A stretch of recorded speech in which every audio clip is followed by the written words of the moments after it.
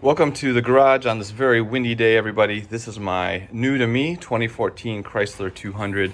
Looking at the engine compartment, but today we're actually going to go ahead and change the oil, making some videos on doing the routine maintenance on this car since I don't know what previous owner may or may not have done.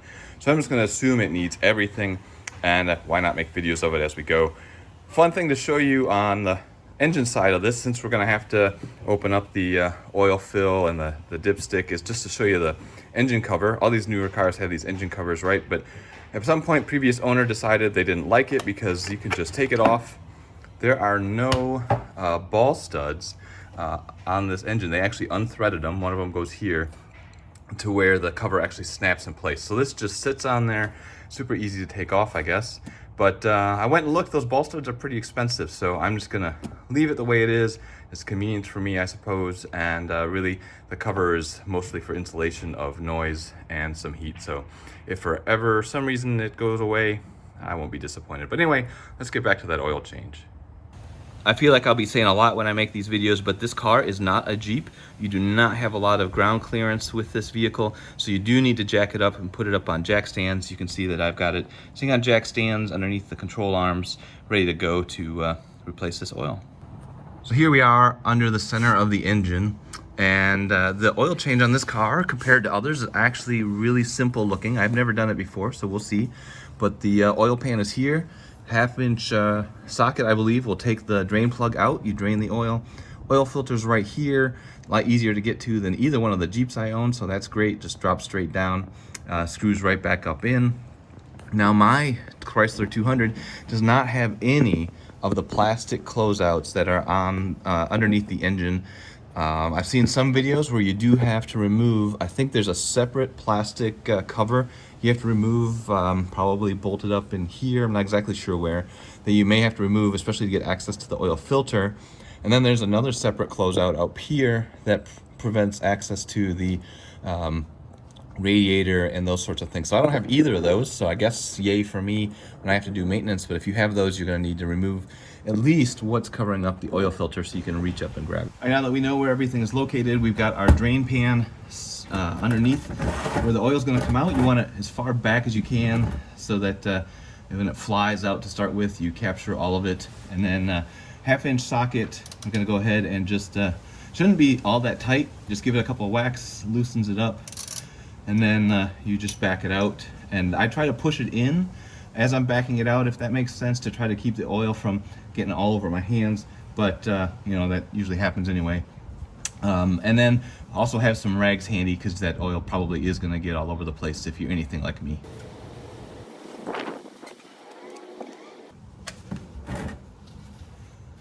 Just like that. And then we'll let that drain out till it's just barely a few drips. Clean off your fill drain plug, or your drain plug as well, and yeah, just let this drain.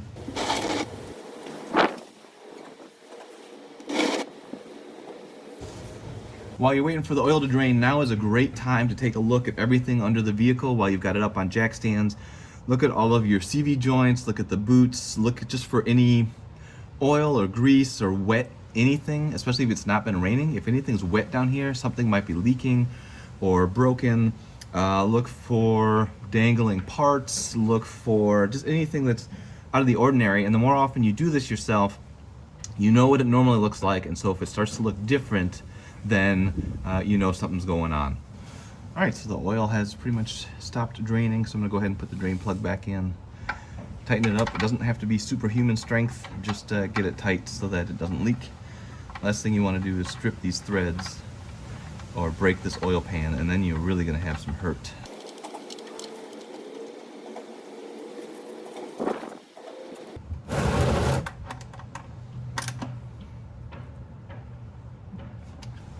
All right, so now we've shifted forward a little bit to the oil filter. This is the oil filter right here, and I will leave a link in the video description for the filter that I'm using to replace up here, just so you can get the right sizes, although it's pretty easy to go either in the store or on Amazon and filter on your vehicle. I've got my oil catch pan right underneath this because when you take it off, some oil is going to leak out, and the oil, the filter is full of oil. What I'm using here is a strap wrench or an oil filter wrench. Makes life easier to snug this up when you're putting it on. and get it loose when you're trying to take it off. And so you just have to get the right orientation of it. And I'll leave again a link in the video description for this type of tool so you know what I'm talking about. Once you get it on here, then you just tighten it up, and then you just give it a twist and it'll come loose. And once it's loose, then just take it off the rest of the way by hand.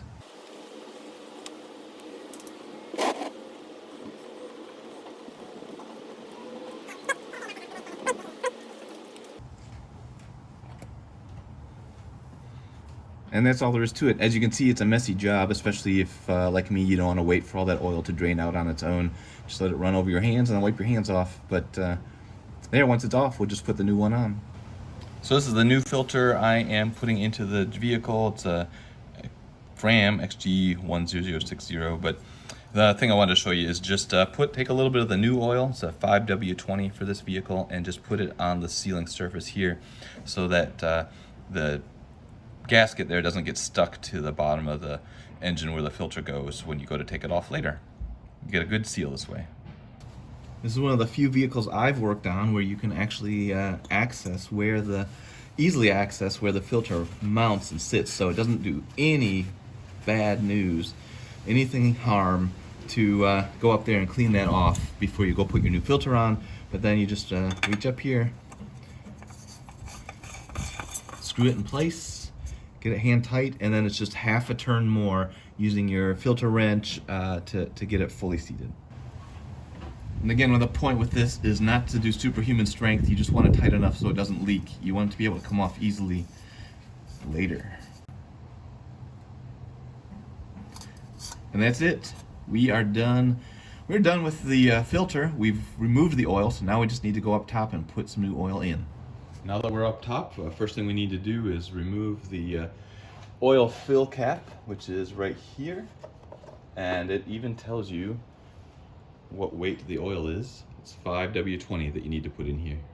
Next up, you need your handy dandy oil change funnel.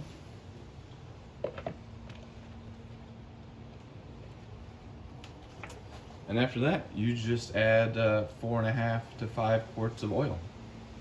So what do I mean by 4.5 to 5? What's up with that? Well, the owner's manual says 4.5. I've seen online that some people need to actually do 5. I've not ever changed the oil in this vehicle before, so I'm going to put in 4.5 and then check the oil level after maybe 100 miles or so and see where it's at. And I may have to add more. And if I do have to add more, I'll update the video description. But for now, I'm going to put in 4.5. I'm also using a 5-quart bottle, and it's got quart markings on the backside like this, so I can see how many quarts I put in. So I want to put in 4.5 out of the 5 quarts, so I want about this much left at the bottom when I'm done.